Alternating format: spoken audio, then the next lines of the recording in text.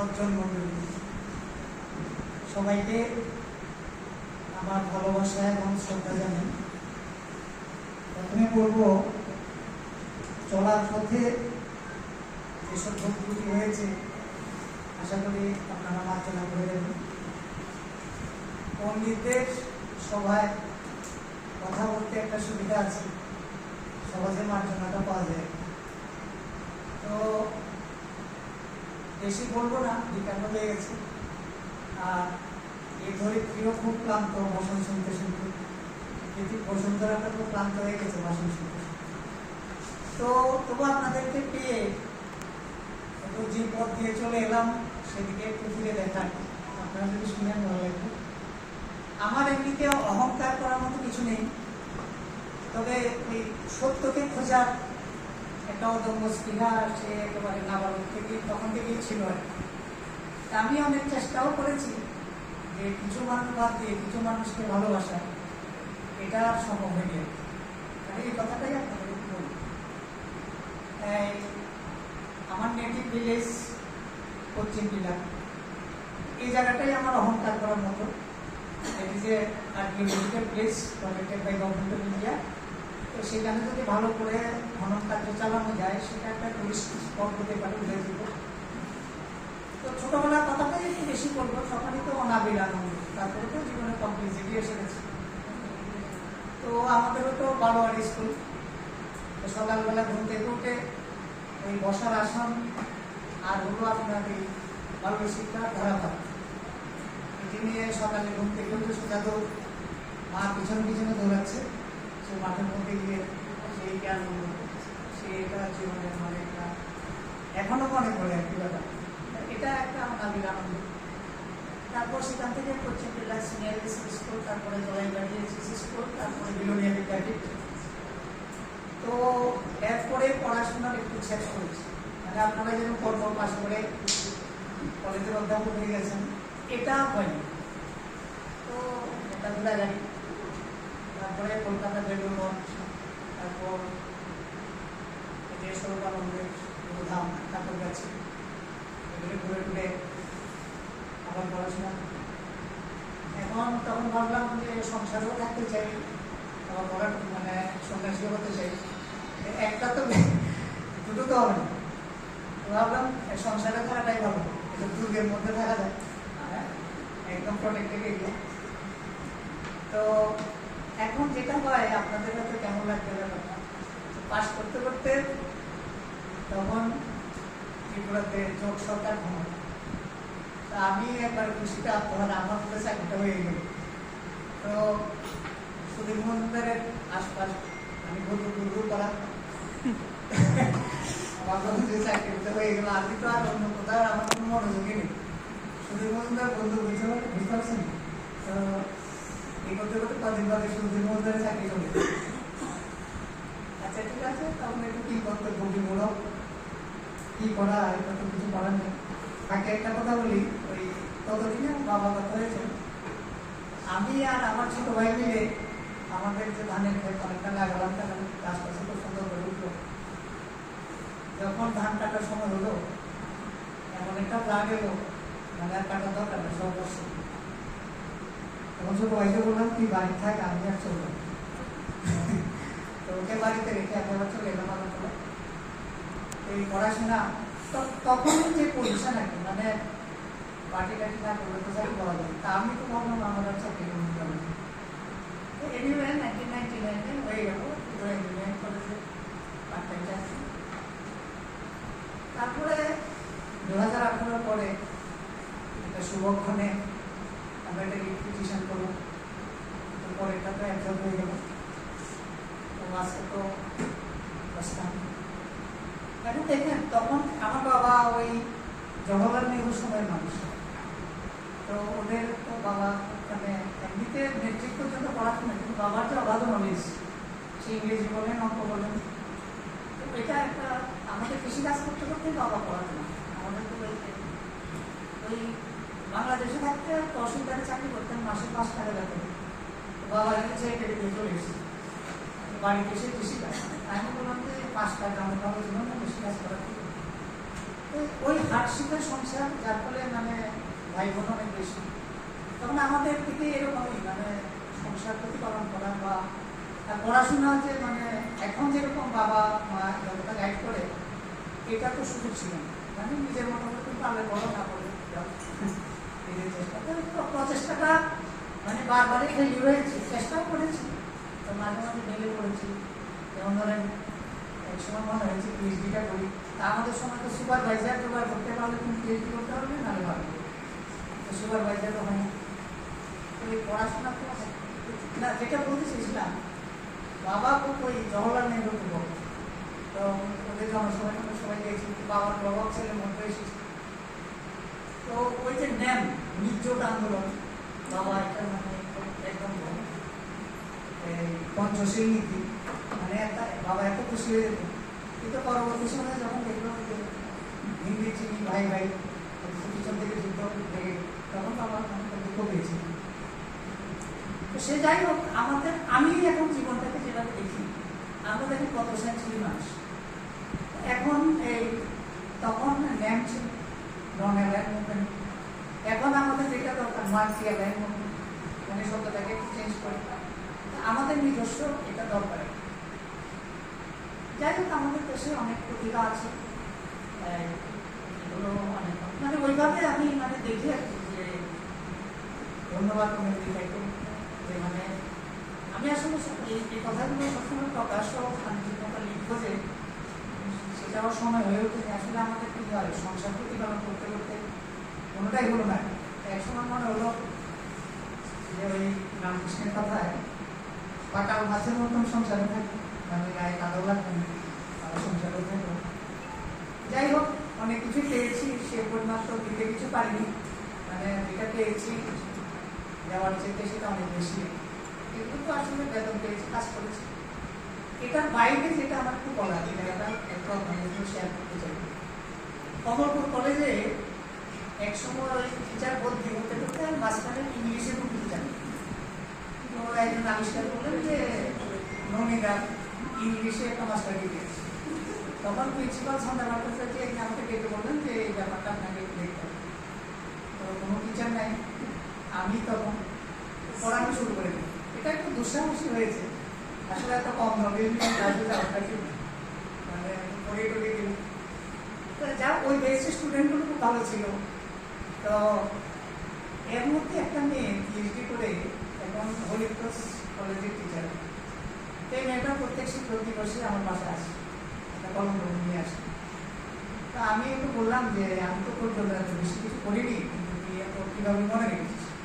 কিছুদিন পরে ওই সুরজিৎ সেন কলেজে ট্রান্সফার হয়েছে, তো সুরজিতের আমরা তো বলছে যে স্যার আপনি মানে আমাদের ভরসার স্থল ছিলেন, আপনি যখন করতেন হয়ে যাবেন, না আমি তো এই থেকে করেছি, তো এটার কোনো ব্যাপার নেই।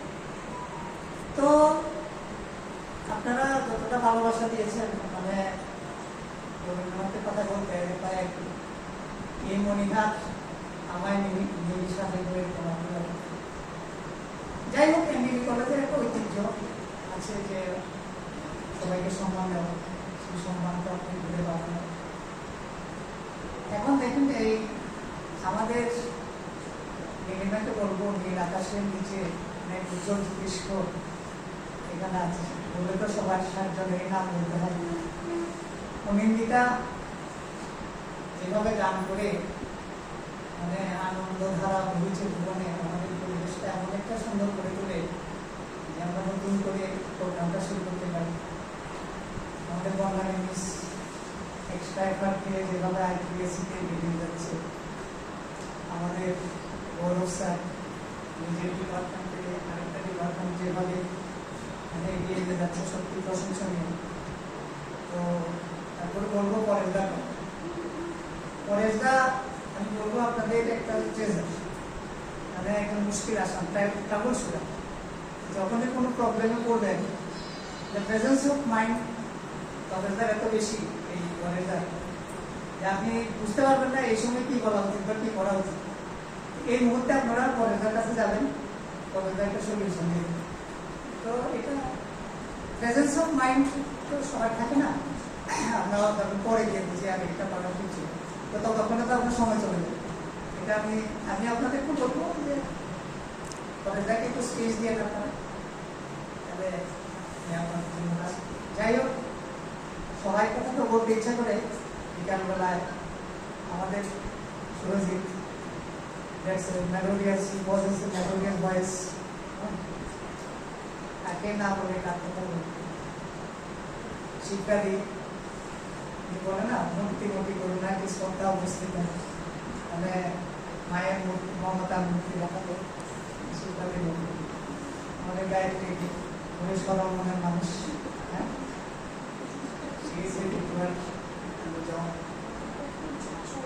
আমাদের ফিজিক্স ডিপার্টমেন্ট একদম গ্রেট কাজ করতে চায়, কারণ সার্কিট না বললে তো চলবে।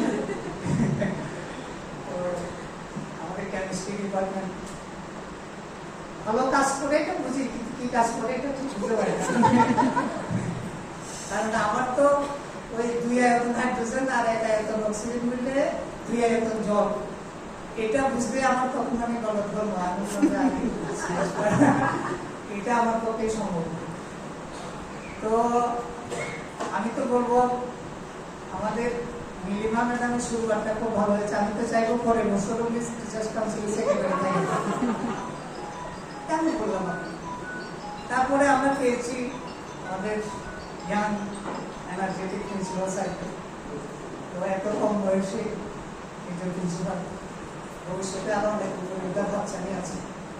তো উনি একদিন মিটিংয়ে বলছিলেন যে আমাদের একটা জার্নাল যদি করা যায়, দ্যাটস এ ব্রিলিয়ান্ট প্রপোজাল, এরকম তো আমরা এর আগে করতে পারি। আমরা এই ধরনের জার্নালে আমরা যদি অ্যাক্টিস্ট পলিসি, আমাদের অ্যাগ্রোবেস ইন্ডাস্ট্রি বা ট্যুরিজমের কথা আমরা লিখতে পারি, তাহলে আমাদের একটা ভালো জার্নাল হবে।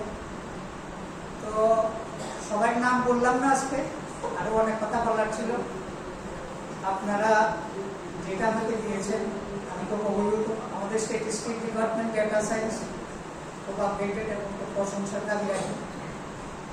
গৌতম ঘোষালের সঙ্গে একদিন বসে, তখন আমি টিচার্স কাউন্সিল সেক্রেটারি ছিলাম, যে আমাদের রুম নাই, গৌতম দাসবাবু বললাম যে নিচে নেমে এসব এই পার্টিশনগুলো কি দরকার আছে, বড় রুম করা যায়, আর একটা রুমের মধ্যে অনেকগুলো আবর্জনা এগুলো ফেলে দিলে একটা রুম বড় করা যায়। আমরা তৎক্ষণাৎ এরকম কিছু সাজেশন আমরা দিয়েছিলাম। এখন দেখুন সবকিছু সুব্রত বলা নেই, তো সুব্রত আমি ভাবতে পারিনি সুব্রত আজকে এখানে বলে, সুব্রত বলে না তেমন। তো এটা আরো একটা অ্যামেজিং ছিল, স্টুডেন্ট যখন টিচারকে রেকগনাইজ করে, এর থেকে বড় পাওনা কি আছে। অন্যদিন তো চায়ের আড্ডায় সুব্রতকে এত ভালো কথা বলতে শুনিনি, আজকে যত ভালো সে বলেছে, এত ভালো বলতে পারে সে তো আশা করতে পারি। আমাদের কিছু কিছু কাজ আমরা চেষ্টা করেছিলাম, মানে কতগুলো জিনিস আছে, যেমন ধরেন আমরা সেমিনার বিল্ডিং এর এই কতগুলো পুরান কত শতাব্দীর মানে অ্যাসাইনমেন্ট পেলে ওই কাগজগুলো নষ্ট হচ্ছে, ঘরটাও নষ্ট হচ্ছে। এগুলো আমরা ফেলে দিয়ে ঘরগুলো খালি করতে পারি। আমরা গভর্নমেন্টে কি হয়, যেমন ধরেন আমাদের সোলার প্লেট আছে, ওই একটা সাবমিটারের জন্য মিটার রিডিউসিং এর কাজ আমি ওই 2024-এ তো সুব্রত হয়েছে, কেমন হয়েছে। তো মানে মিটার এরকম কাজ, যেমন আমাদের আয়রন রিমুভার প্ল্যান্ট আছে, সেটার মধ্যে লতা পাতা এরকম ভাবে আছে। হ্যাঁ, এগুলো গভর্নমেন্ট ইয়ে করে, ঠিক মতন ইমপ্লিমেন্টও হয় না। আমরা একটা চেষ্টা করেছিলাম ভালো দিয়ে ওই কর্পোরেটরকে দিয়ে, যে আমাদের এখান থেকে থেকে রাস্তাটা দুজন ক্লিন মানে ঝাড়ুদার যদি আমাদের এখানে দেয়, আমাদের কলেজটা খুব সুন্দর থাকে। এনিওয়ে, এই স্যার তো ম্যানেজমেন্টের লোক, ওই দিন একটা দেখলাম গুগল বম, আমি লাস্টের দিকে দেখেছি, আরে বাবা এত সুন্দর একটা বিউটিফুলি ডিজাইন। তো তৎক্ষণাতের মধ্যে যতটুকু সাজেশন দিতে পারি পেরেছি। তো আপনাদের জীবনটা সুখময় হোক, আমি আর কোনো জায়গা চলে যাচ্ছি। সবাই তো বলছে যে রিটায়ারমেন্টের জীবনটা আরো সুখের জীবন, কিন্তু এখন অব্দি কোনো প্ল্যান নেই, যেখানে গিয়ে দাঁড়ায়। তো পেয়েছি অনেক, এখন সেই পরিমাণ দেখা যাক, লেখা যদি কলম দিয়ে দেয় চেষ্টা করবো। তো আপনাদের সুখময় জীবন, এই কলেজটা মানে উত্তর আরো উন্নতির দিকে এগিয়ে যায়। এটা তো অনেকদিন থেকে মানে এই কলেজের একটাই কি হয়, আমরা মাঝে মাঝে বলি যে পড়াশোনা একটু ডিটোরিয়েটিং, কিন্তু স্টিল আমি তো দেখি ধর্মনগর থেকে সাধারণ পর্যন্ত সবাই এমবিবি কলেজে ট্রান্সফার হয়ে চাকরি করতে এটা তো যত কিছুই হোক সবাই তো এমবিবি কলেজে চাকরি করতে চাই। আমার তো একবার ট্রান্সফার হয়েছিল, আমি বললাম যে আমি এখান থেকে যেতে চাই। তো এরকম থাকে চাকরি জীবন। তো বলার সময় তো বড় বড় কথা, যাওয়ার সময় তো যেতে চাই। এটা একটা থাকে। এখন আমি যেটা চাই আসলে, আমি যেটা চাই আসলে অনেক নেতা বলে দিয়েছি, এই জন্য অনেক নেতাকে রিকোয়েস্ট করেছিলাম। তারপর এতক্ষণ হলো অনেক নেতা গানটা আমার বক্তব্যটা অনেক নেতা বলে দিয়েছি, এগুলো আমার কথা যদি পানিতে তো উত্তর এই কলেজের শ্রীবিদ্যুৎ হোক সর্বশক্তিমান ঈশ্বরের কাছে প্রার্থনা থাকবে আপনাদের প্রত্যেকটা বাড়ি হোক, প্রত্যেকটা ফ্যামিলি একটা হাউস অফ স্পিরিচুয়ালিটি এটা হোক, অনেস্টলি আমরা সবাই কাজ করতে চেষ্টা করি, সেটাই বড়। মানে খুব বেশি রামকৃষ্ণের একটা কথা দিয়ে শেষ করবো, বলেন আপনার সঙ্গে ঈশ্বরের সঙ্গে দেখা হয়ে গেছে, এরপর আপনি কি বলবেন? হ্যাঁ, এটা একটা উদাহরণ। এই আজকে জয়ন্তী বলছিল যে রামকৃষ্ণের কথাগুলো আমি তো মনে বুঝতে পারি। আমি তো রামকৃষ্ণের কথা দুবার করেছি ছোটবেলা, তখন তো আমরা ওই বইটা লুকিয়ে মানে এই পড়ার বইটার সামনে আর ওই গল্পের বইটার পিছনে ভালো করা। তো রামকৃষ্ণ এক জায়গায় বলেছেন যে এক ক্লার্ক ছিল, তো তার 3 মাসের জ্যাব হয়েছে। 3 মাসের জ্যাব হওয়ার পরে আবার ছাড়া পেয়েছে। তো এখন সে কি করবে? ধীরে করে নাচবে না, না মানে কি হচ্ছে না, সে তো আবার কেরানিগিরি করবে, মানে তার কাছে মানে রামকৃষ্ণ করতে চাইলেন মানে আমরা যে যার কাজ এটা করবো। তো সবাই আপনাদেরকে জ্ঞান দেওয়ার মতো কিছু নাই, যে আমি এখন কথা বলতে পেরেছি এটা একটা ধন্য। তো প্রত্যেকের বাড়িটা আমরা অনেস্টলি কাজ করি, মানে যে যার কাজ আমরা সেটা করে যাই, তাহলে এই পৃথিবী একদিন একটা সুন্দর পৃথিবীতে পরিণত হবে। তারপরে মাঝে মধ্যে টার্মাইলটা থাকে, আমরা একটা বড় বড় কথা বলছি, বোম্বার্ডিং চলছে, তো সবগুলো তো আমাদের হাতে থাকে না, আমাদের একটা প্রচেষ্টা তো থাকে। তো ধন্যবাদ।